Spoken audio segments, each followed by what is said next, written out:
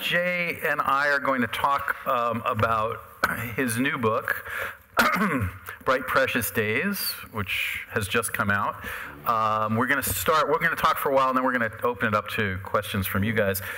We thought that we might just start quickly with a brief reading from the book, just to kind of set some context, since our assumption is that many of you, or most of you, have not actually had a chance to read the book. So, Jay, you want to give us a couple of pages? Yeah. I'm going to start at the beginning. So I shouldn't need too much. I shouldn't need to explain much, or I have failed in my job as an author. Yeah, we'll see how many of you have read Catcher in the Rye recently, but otherwise I don't think there's anything I need to tell you. Once, not so very long ago, young men and women had come to the city because they loved books, because they wanted to write novels or short stories or even poems, or because they wanted to be associated with the production and distribution of those artifacts and with the people who created them. For those who haunted suburban libraries and provincial bookstores, Manhattan was the shining island of letters. New York, New York. It was right there on the title pages, the place from which the books and magazines emanated, home of all the publishers, the address of the New Yorker and the Paris Review, where Hemingway had punched O'Hara and Ginsberg seduced Kerouac, Hellman sued McCarthy, and Mailer had punched everybody, where earnest editorial assistants and aspiring novelists smoked cigarettes in cafes while reciting Dylan Thomas, who'd taken his last breath in St. Vincent's Hospital after drinking 17 whiskeys at the White Horse Tavern, which was still serving drinks to the tourists and the young litterateurs who flocked here to raise a glass to the memory of the Welsh bard. These dreamers were people of the book. They loved the sacred New York texts, the House of Mirth, Gatsby, Breakfast at Tiffany's et al., but also all the marginalia, the romance and the attendant mythology, the affairs and addictions, the feuds and fistfights. Like everyone else in their lousy high school, they'd read The Catcher in the Rye, but unlike everyone else, they really felt it. It spoke to them in their own language, and they secretly conceived the ambition to one day move to New York and write a novel called Where the Ducks Go in Winter, or maybe just The Ducks in Winter. Russell Calloway had been one of them, a suburban Michigander who had an epiphany after his 9th grade teacher assigned Thomas's Fern Hill in honors English, who subsequently vowed to devote his life to poetry until a portrait of the artist as a young man changed his religion to fiction. Russell went east to Brown, determined to acquire the skills to write the great American novel, but after reading Ulysses, which seemed to render most of what came afterward anticlimactic, and comparing his own fledgling stories with those written by his classmate Jeff Pierce, he decided he was a more plausible Maxwell Perkins than a Fitzgerald or Hemingway. After a postgraduate year at Oxford, he moved to the city and eventually landed a coveted position opening mail and answering the phone for legendary editor Harold Stone.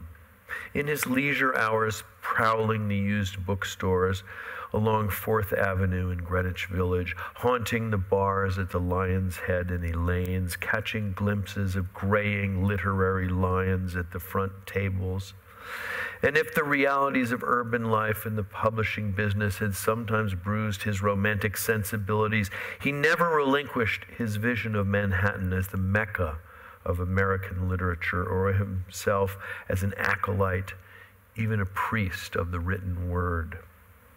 One delirious night a few months after he arrived in the city, he accompanied an invited guest to a Paris Review party at George Plimpton's townhouse, where he shot pool with Mailer and fended off the lisping advances of Truman Capote after snorting coke with him in the bathroom. Well, that's a little taste of the. You were a young literateur in that era, in the early '80s, right? I mean, and I'm curious about sort of looking back at this point, returning. The book takes place essentially in the present moment, or 2008, but sort of that kind of looking back at how that life has changed, or how, one of the threads of the book, and particularly in terms of Russell, is that that great sort of Lower Manhattan, particularly kind of fantasy or dream world is no longer workable in a certain sense.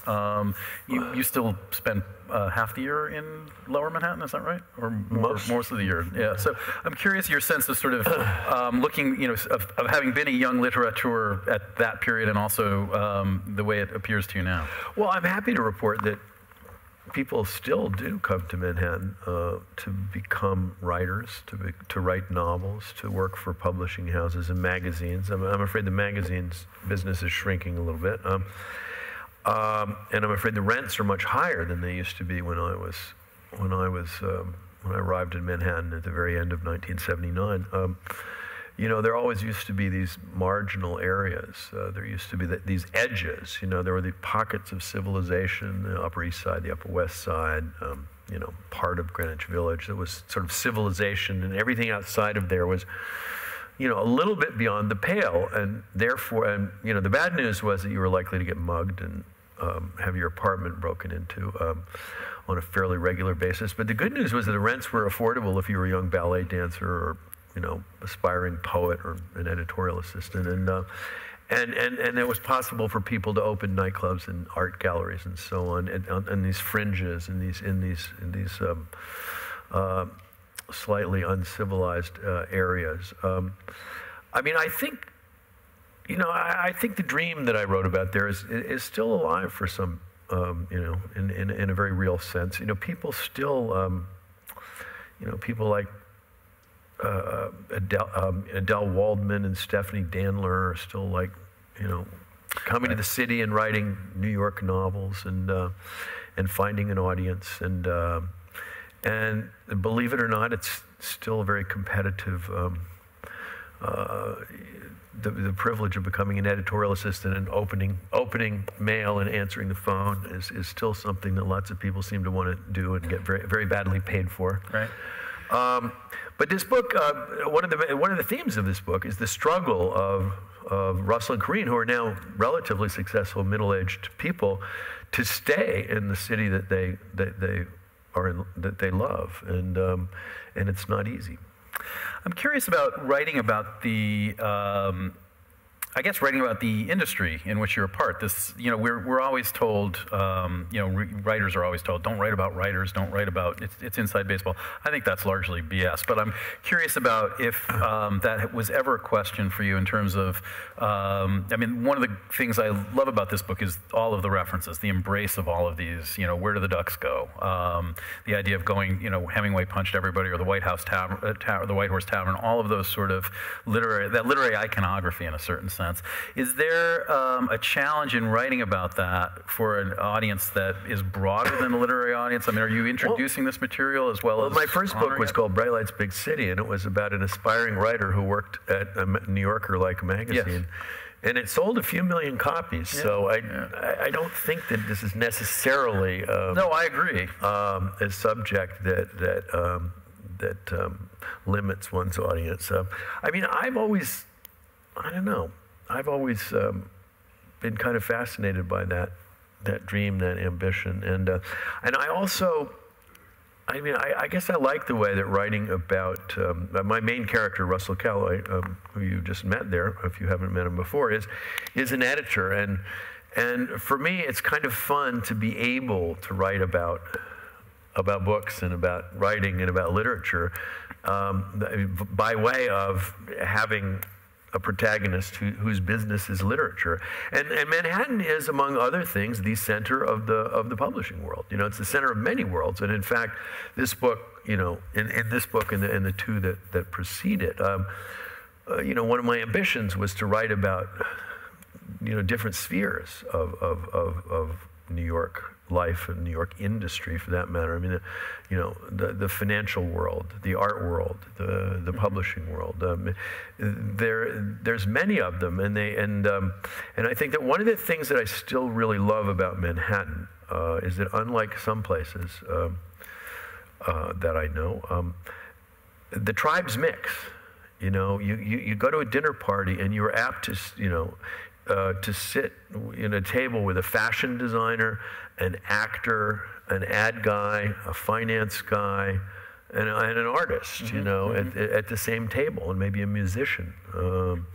It's even an ex-cop in one of the dinner parties in this book. Even an ex-cop, yeah.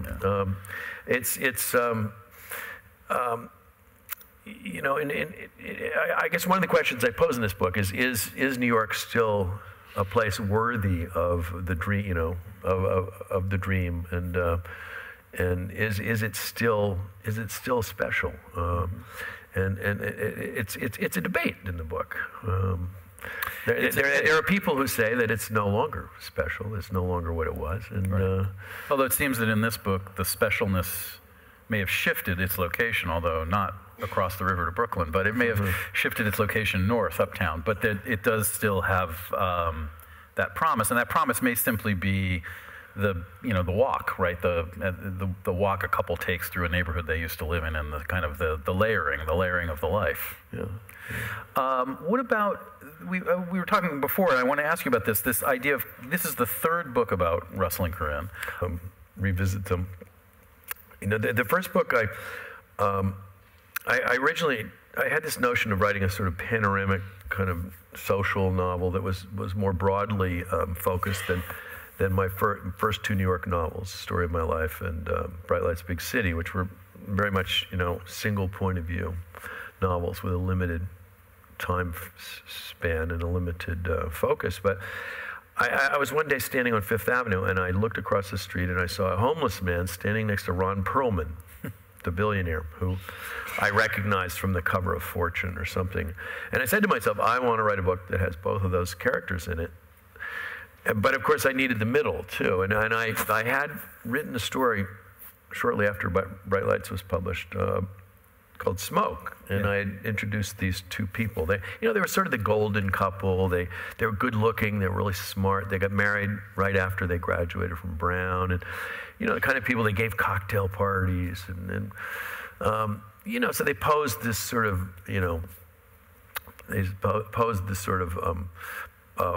ideal / problem of, the perfect couple. And of course, there's no such thing.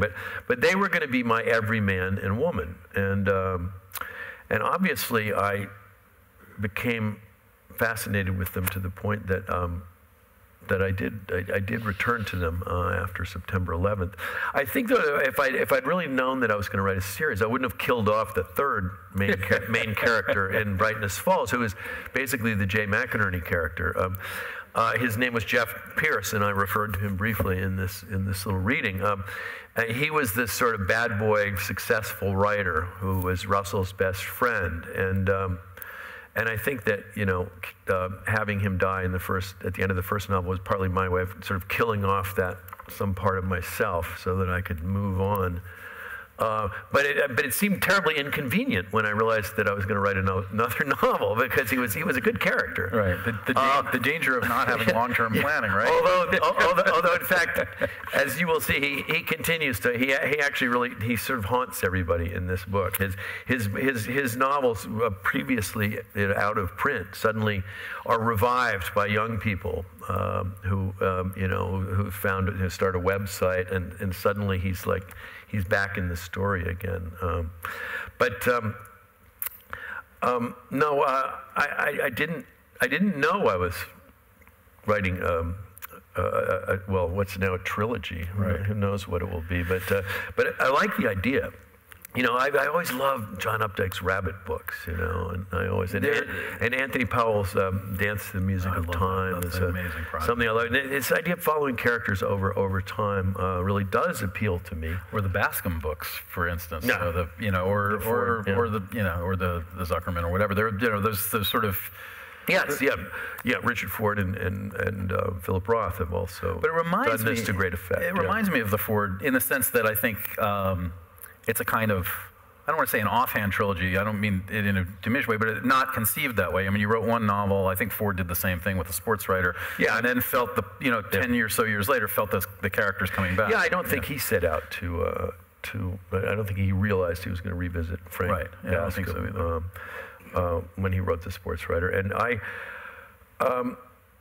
it didn't occur to me until basically right after September 11th. I was really groping with the idea of how to deal with this incredible catastrophe. You know, as someone who writes about contemporary New York, I just felt that it was my job to, in some way, process this catastrophe, which was really the biggest one that had befallen New York, except for possibly the draft riots of 1862. And yet I struggled until I suddenly thought of domesticating the whole situation, and that was when I thought of going back to Russell and Corinne and just basically saying, well, how did this play out, and how would this maybe have affected their lives and the lives of their friends? And suddenly I felt comfortable, and I realized that I'd found a way to write about September 11th.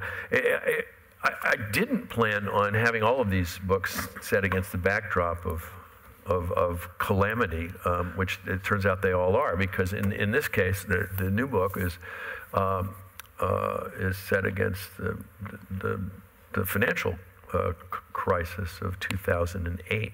And I was going to say, if you want to write a fourth, I can imagine a calamity that you might be setting some fiction, a potential calamity that you could set some fiction against. Funny, you know, the Sunday Times reviewer, a guy named Bruce Handy, who wrote a very beautiful and appreciative review.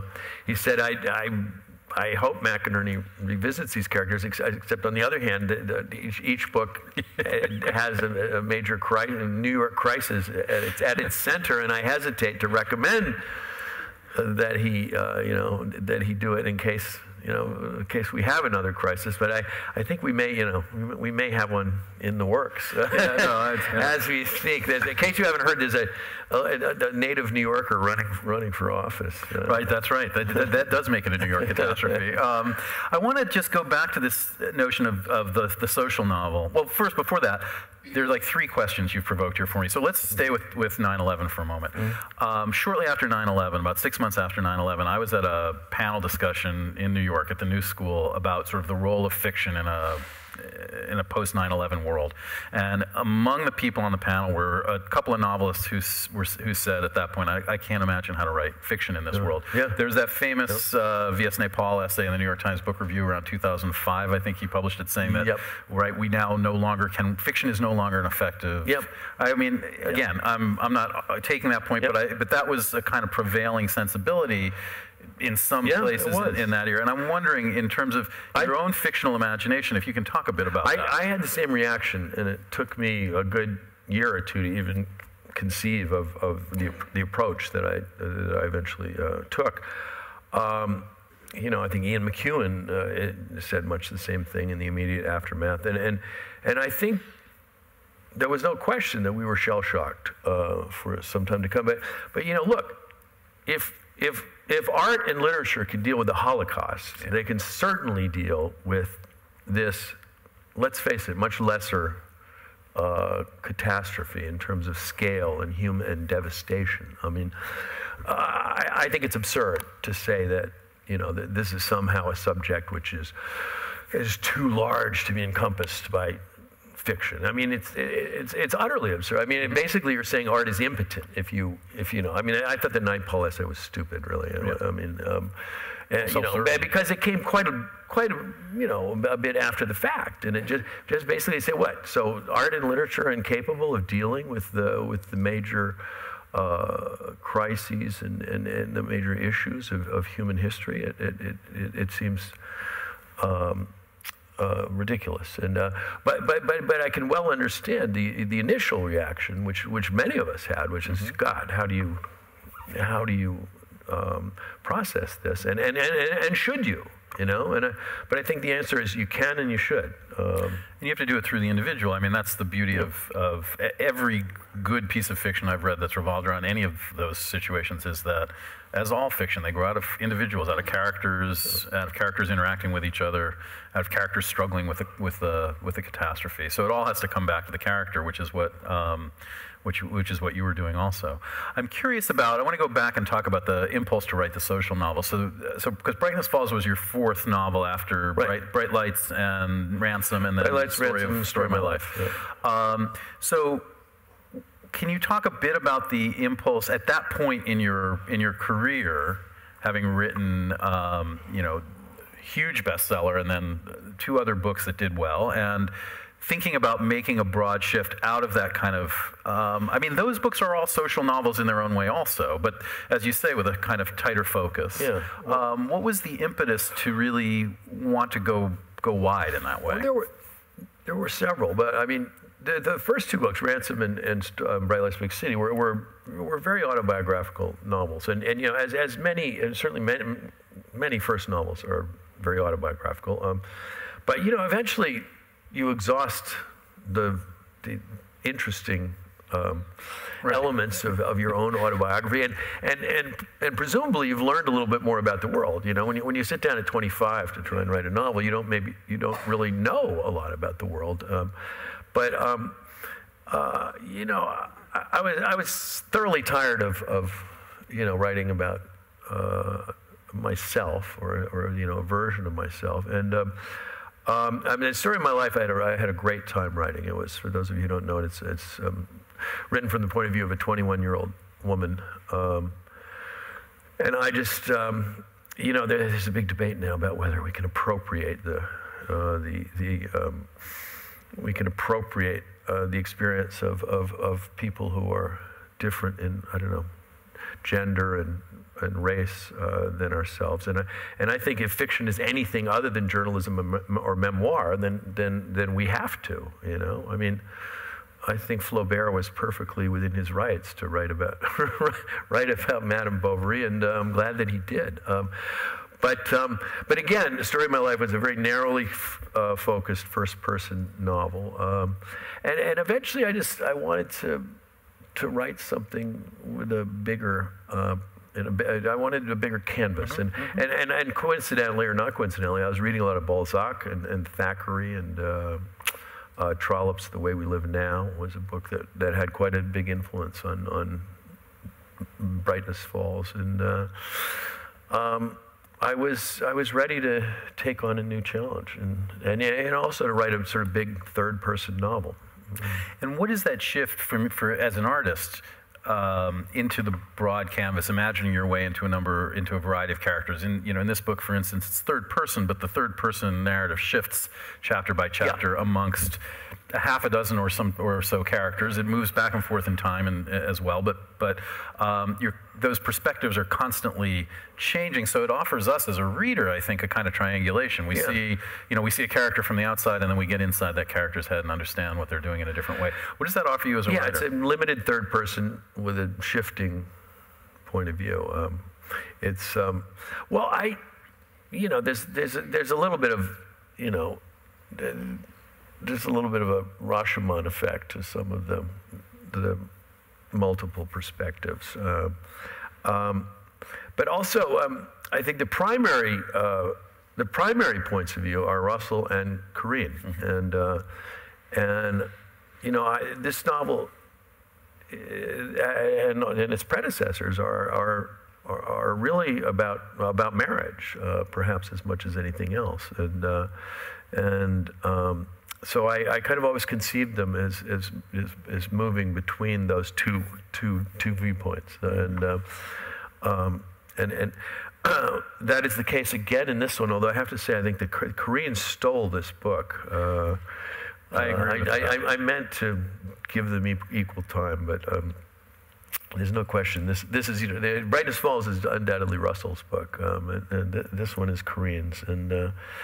I don't know. This method has become almost, you know, it's become kind of second nature to me. But I also enjoy being able to slip in a chapter from a secondary character's point of view. Those are often the satirical chapters. Well, there's a lot, this raises a lot of stuff, but let's stick with this for a second. I'm intrigued. I agree with you entirely. She steals the book. But I love the notion that you just described it that way. How much do you know going in? I mean, this is obviously a very plotted novel, but at the same time, how... Well, it may have turned out to be a very plotted novel, but I had really no idea what I was doing when I started out. You know, I started out this book. I told you about the image that gave birth to Brightness Falls. The image I had for this book was very appropriate now. Bunch of these characters, Russell and Corinne and their friends, sitting in their loft in Tribeca, which, by the way, is one of those unrestored, lofts with patched tin ceilings and pipes going everywhere and the uneven floor.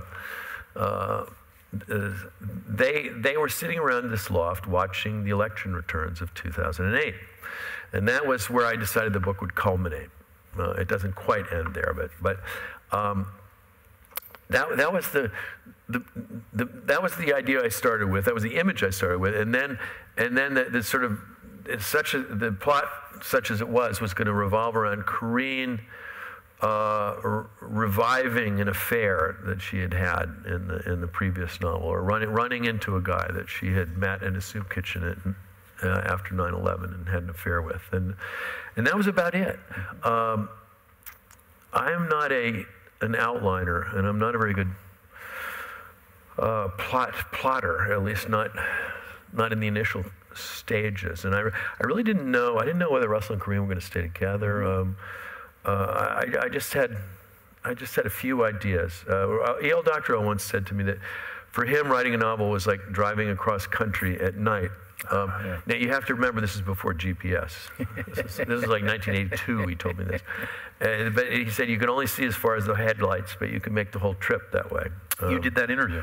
I interviewed him, and this is before Bright Lights even came out. And but that's how I feel about the writing process. Is that for me, a lot of the discovery just takes place at the level of writing and language. And John Irving and F. Scott Fitzgerald, Bret Easton Ellis. I mean, there are many writers who elaborately outline and plan. John Irving writes his last chapter first, or so he tells me. And but I'm kind of a groper. I'm kind of a night driver, Yeah, no. It always seemed to me like a lot of unnecessary work to write all those outlines, because it's hard to write words. You don't want to have words that you're not going to use.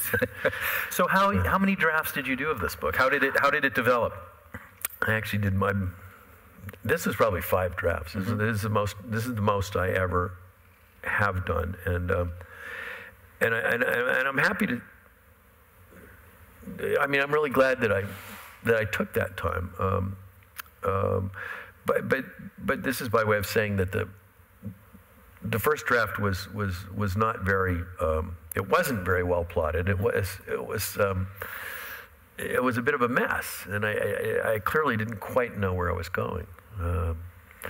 And I tell you some of the things that were wrong with it, except I don't really want to spoil the plot for those of you who haven't read it yet. But a fruitful mess in that way. Well, yeah. I mean, I felt like I really had something going, but I realized it was going to take some work. That's not true. When I finished the first draft, I was all ready to publish it. And then I thought about it for a while, and a couple of people read it and sort of said, yeah, why don't you go back? Why don't you write another draft? Yeah, Donna Tartt was one of those people. So my editor, Gary Fiskajohn, was another. Right. I know. One of the interesting things for me about reading a book like this is the sort of the fictionalization. There are certain things that come up in the book. There's a falsified memoir that comes up in the book that becomes a factor in the book. There's an editor whose writer rebels against him because he feels that his edits are too stringent in a certain sense, right? Draconian. Yes, so it's Alicia Carver relationship on the one hand, and perhaps a James Fry. So again, I'm curious about, as far as, and there is a satirical element which I want to talk about. It's not. I wouldn't call the book a satire, but there are certainly satirical components to the book. So in terms of blending all of those things, the stuff that's based on specific antecedents as opposed to the stuff that's arising more directly out of the imagination, the satirical as well as the heartfelt. Well, I don't want to say satirical can't be heartfelt, but you know what I mean. You know, in terms of that kind of blending. I mean, I feel like that's also a hallmark of your work. Bright Lights, Big City certainly has a satirical component. Bright Lights is, in many ways, is sort of, you know, it was a kind of a romance, coming-of-age story about a guy who wants to be a writer, but it was also sort of laced with satirical portraits of New York City in the early '80s, and you know, as short as it is, it combines sort of, you know, social realism, romance, and satire. I'm not quite sure how, but I don't know. I mean, you know, I love F. Scott Fitzgerald. I love Evelyn Waugh, and somehow my work kind of oscillates between those poles a little. And I mean, I like to think that that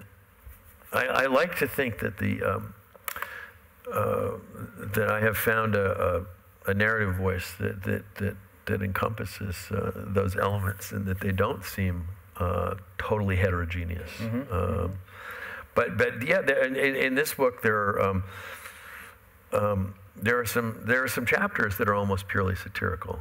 One in which I make fun of this sort of billionaire wine culture that particularly flourished in Manhattan, you know, in the days before the financial crisis. Right. And you know, the sort of charity benefit scene is certainly lampooned in this book.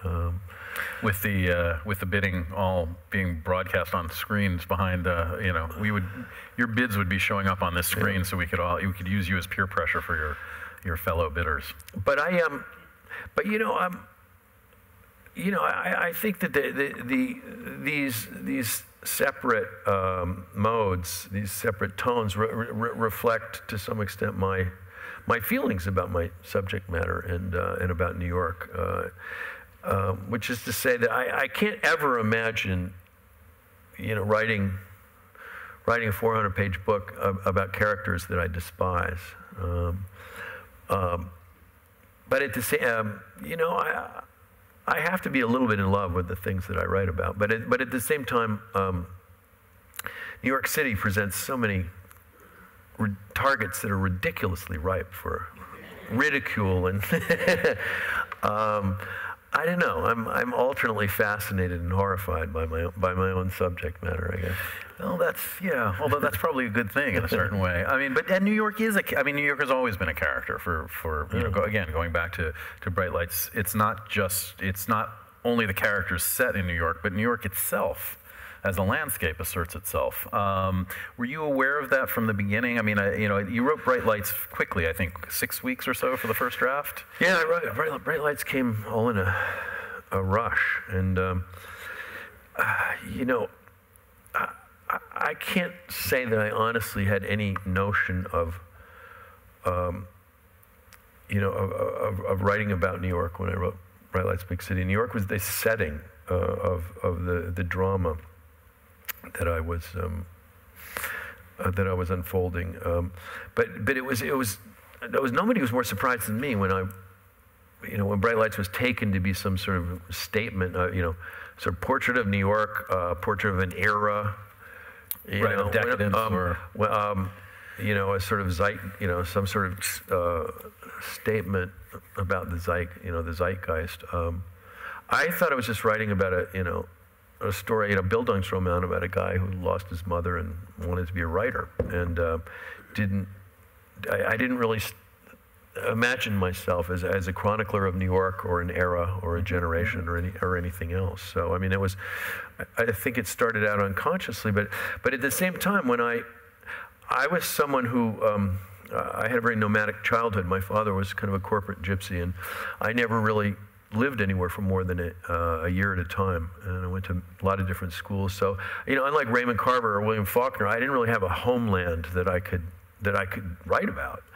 So when I arrived in New York at about the age of 21, I just sort of felt, hey, this is it. You know, number one, this is where I want to live, but number two, it just seemed to me like a source of endless stories and a setting for great deeds and a backdrop for great dramas. You know, I mean, it reminded me when I was a kid of that TV show, Naked City. You know, it's like, and I always used to try and stay up and watch it. My parents would like try to make me go to bed, and I really wanted to watch it partly because I thought there were naked people on the show. But you know, there is that great sort of noir kind of narrative that started at the show where it said there are 6 million stories in the naked city, and this is one of them. But that was kind of how I felt about New York. I just thought, wow, it's like it's this tremendous backdrop for these human dramas, and there's millions of them. And yeah, it's great in that sense. I mean, all cities, but it's great in the sense that it is both that huge canvas, but also immensely intimate in the sense of all these individual lives kind of passing through it, sometimes unseen. I want to stick with Bright Lights for just a second because I'm curious. You were 28 when that book came out, 29 when that book came out. It was your first published novel. You'd been working on Ransom beforehand, but first published novel. It made you instantly notorious in all sorts of ways. Looking back on that experience, was that hard? What was that? I mean, from a writer's point of view, you're writing the book you want to write. Yeah. The book comes out, and then all of a sudden, all this stuff gets attached to it. Well, it was completely unexpected. And of course, on the one hand, it was sort of a dream come true. You know, like, wow. I'm a success. It's a success, and people are reading it, and people are interviewing me, and that's the sort of fantasy you have when you're a young writer. You know, you're practicing acceptance speeches, and like sort of wondering what your best side is for photographs, and but it was a shock for me because I'd actually worked in publishing before I published the book, and I'd seen most first novels come and go without making much of an impression. And before I published the book, the vice president of Random House took me out to lunch, and he said, "Look, you've written a good book here, and we'll do the best we can." But he said, people your age don't read. The novel's dead. Don't get your hopes up. That's what you want to hear from a guy who runs a publishing company. So I didn't have great expectations, and it was the reception. Frankly, was really overwhelming. I mean, I'm not sure. Nobody's quite sure how it happened. I mean, to some extent, the explanation is word of mouth, because the New York Times took 2.5 months to review it, and by the time they finally did, it was reprinting every week. It was a little overwhelming, frankly, and if the book had been a little less successful, my life in some ways would have been a little easier, because I think that the book took on such an extra literary life, as a sort of, it was supposed to be I was supposed to be a spokesman for a generation, and I was supposed to be some sort of avatar of something called the 80s. I mean, when I was writing Bright Lights, Big City, I didn't really know that I was living in the 80s, much less that I was writing about them. It was nobody talked about the 80s until around the time Bright Lights came out, and then suddenly there was this word yuppies that that was also supposed to have something to do with me. I was supposed to be their spokesman, and all of that stuff got a little bit in the way of, and the fame got in a little bit in the way of, I just wanted to be a novelist, and there was a lot of clutter and noise around the reception of Bright Lights, Big City that in some ways reverberated for many years for me, and I think that some of my later novels were maybe suffered a little in terms of their reception because of the success of Bright Lights, Big City. I mean, whether there was a sense of sort of putting me in my place, or a sense of disappointment that subsequent books weren't exactly like Bright Lights, Big City. It was a mixed blessing in many ways. But on the other hand, it gave me a writing career, and it's funny. My agent, after about month or 6 weeks, she took me out to lunch and she said, "Jesus, Jay," she said, "I've never quite seen anything like this." And she said, "I hate to tell you, but the words 'Bright Lights, Big City' are going to be in the first line of your obituary, yeah, whenever it is that you die." Philip Roth once, and it's I'd say it's probably true. Yeah, Philip Roth once said in an interview, said to me in an interview that pull Portnoy out and it's a whole other career. Yeah. And he similarly said something about, that will be, for better or for worse, that will be the book that is in the opening paragraph of the obituary. What, going back to the satirical element and talking about the 80s, you do have some really pointed passages in this book about exactly what you were just saying, that nobody was talking about. It wasn't the 80s in the 80s, it was just sort of the circumstance that we're going through. And there is a moment, without giving too much away, where some young woman says to Corinne, "Oh, you were here in the 80s. That must have been so great." And she says, "Yeah, if you liked stepping on crack vials and having your apartment broken into at night and watching all your friends die of AIDS," which is also a big story. Yeah. All of those were big stories of the 1980s. So it feels to me also that you're writing, and maybe especially in this book, because it does look back to the 80s, although it is taking place very much in that Obama election financial crisis period.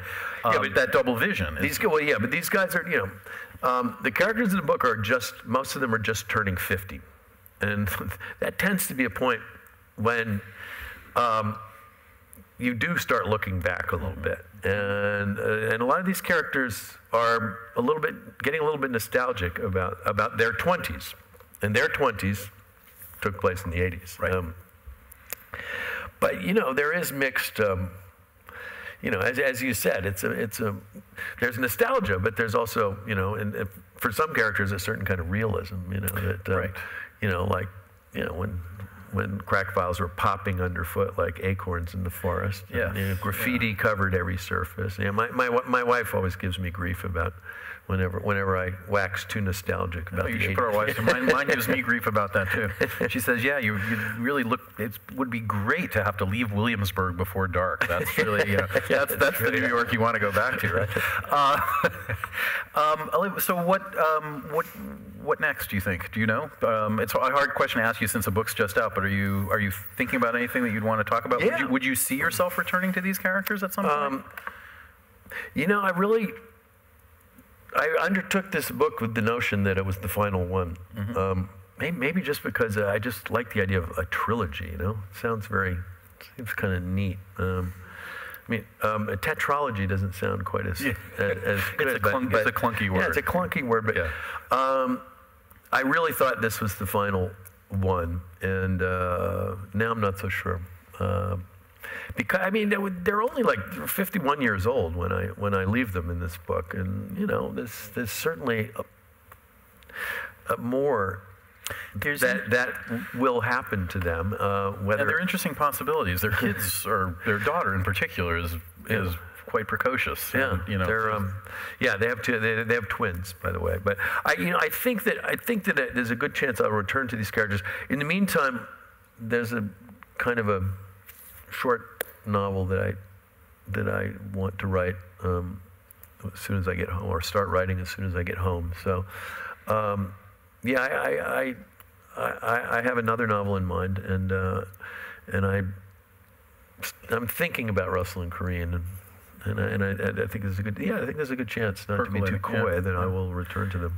Well, let me ask you one last question, and then let's turn it over to them. And the question, which has to do perhaps about that potential future Russell and Corinne novel, but also about this. In terms of setting up, you can read this book on its own, having not read the first two books, or either of the first two books without reading any of the others, and yet they also do fit together. So I'm curious. I should. That was the only thing I was really irritated with about the Times review. He said, "Well, you kind of need to read the other ones." I thought, "No, you don't." I went to huge lengths to make them completely. There's enough backstory if you need it. But I wonder, in terms of the construction, I'm sure this isn't a primary draft question, but a revision question. But in terms of the construction, how much do you put in so that certain callbacks make sense without, for the longtime reader, feeling like you're either spoon-feeding or repeating material that they already know? Well, I found myself once in a while once in a while, like drawing on sort of secondary and tertiary characters from the previous books. I don't know. It seemed pretty natural to me. I mean, the character based on Ron Perlman. I shouldn't really be saying this, but I mean, you know, I saw him across the street, and there's a sort of corporate raider billionaire character in Brightness Falls called Bernie Melman. The Melman I took partly from Trollope's character Melmoth, who is the tycoon in The Way We Live Now, and this character shows up in The Good Life and also in this book, not in a major role, but you know, it's sort of fun for me to have, you know, characters reappearing in the subsequent novels after Brightness Falls, and I don't know. I mean, I hope it's just very natural for those who haven't read the previous books. These are self-contained and explained characters, but I don't know. I enjoy when I find a new use for some of these. Yeah, older characters. It's like life, right? People come out, fall out of your life for a while, and then they pop back up. Well, you know, in New York, I mean, that's the interesting thing about New York. It's probably less true of LA because of the car culture here. But you know, I run into people in the street all the time that I knew 20 years ago and haven't seen. You know, I mean, people keep reappearing unless they die or move to LA. You know, you're going to eventually see them on the street again, and that's kind of, you know, it's kind of the way that I've tried to write these books. Well, thank you, Jay. I appreciate it. And let's open it up to some questions from the audience. Any questions in the audience? If you raise your hand, I'll bring the microphone to you.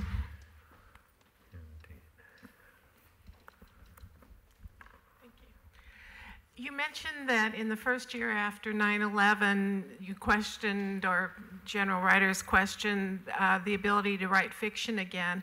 I'm just really curious, when you look at what you wrote during that first year, when you look at it years later, is it nonsensical, or is it deep, or what? Well, what I wrote in the first year after 9/11 was I didn't write any fiction, really. I just wrote, I actually wrote a fair amount of journalism about the events immediately after that day. The Guardian somehow managed to reach me on the phone within hours of the attacks on the World Trade Center, and I say surprisingly because the phones weren't really working very well in New York, and my kids couldn't reach me, my ex-wife couldn't reach me. It was hard to use the phones for several days thereafter, but somehow I get this call from England saying, "Hey, would you like, you know, very sorry about what's happened, but will you write about it?" And I did write a series of articles for The Guardian, like over the next few days. I really didn't sleep. I wasn't sleeping much anyway, like most of us. And so in the year after September 11th, I don't really think I wrote any fiction. I just couldn't. I genuinely was a little flummoxed by and I did have this feeling, which I now think was spurious, that you know, you couldn't write fiction in a post 9/11 world.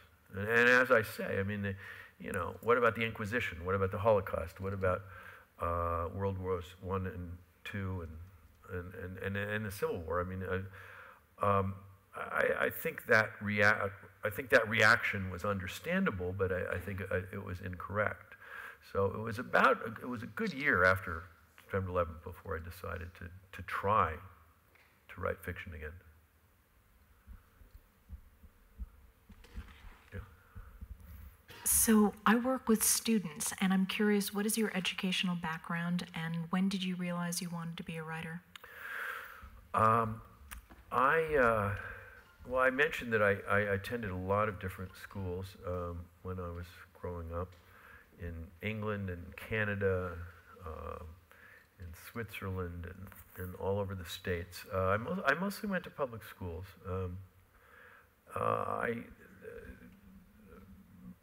My childhood was spent in nearly interchangeable suburbs, whether it was Vancouver or Westchester. And the good thing, I guess, about these suburbs was that they had good public schools. So I was a public school educated kid until I went to Williams.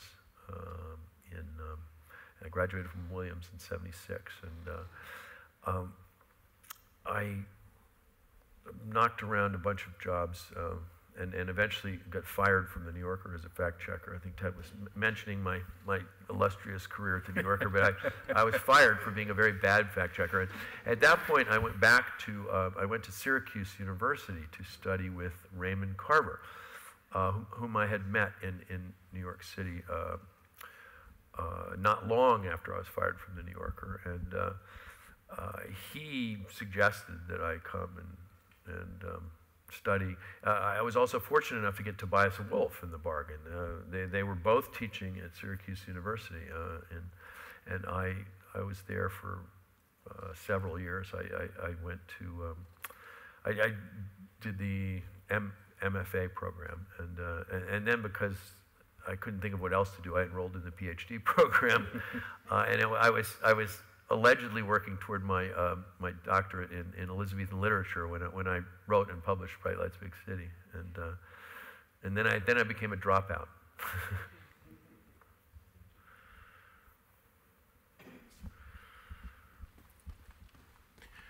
Well, I work my way over there, Jay. Who do you read? Who do you like to read? Oh gosh, my mind always goes blank when I'm asked this question. It's like, what? I just finished a really good novel by Nathan Hill called The Knicks, which Knopf published recently. First novel, very ambitious, really pretty special. But I reread a lot, and one of the things I reread most recently before The Knicks was James Salter's Light Years, which I highly recommend to you if you haven't read it. And when I reread it, I realized that it probably had a pretty big influence on Brightness Falls. I think I read it right before I started to write Brightness Falls. But there's one to go out and look for, Salter's Light Years. So when I talked to you before, we talked a little bit about the Coriolanus line that comes up in this book, but was also in the first book. Uh-huh. I was wondering if you could talk about that a little, because I found that so fascinating, the idea sort of behind it. That yeah, the line that Tyler's referring to is Shakespeare's line, when the sea was calm, all ships alike showed mastery in floating. This is something that Russell cites in a letter to Corinne when they're courting. And the idea here is that, of course, all relationships are fine when money's not tight and there aren't like kids clawing at your clothes and the sex is still good, but what interests me in these books is that I sort of started, as I said, with this idea of the perfect couple, or this ideal couple, and of course there's really no such thing, and I think that the interesting relationships and the interesting marriages are the ones that survive the storms, not just the calm, but they're the ones that shudder and lisp and almost capsize, and then somehow make it through the storm. And so that's kind of been part of the project of this book, is sort of testing this marriage with a lot of storms, I guess. And as someone who has been married multiple times, I'm kind of fascinated by the idea of monogamy.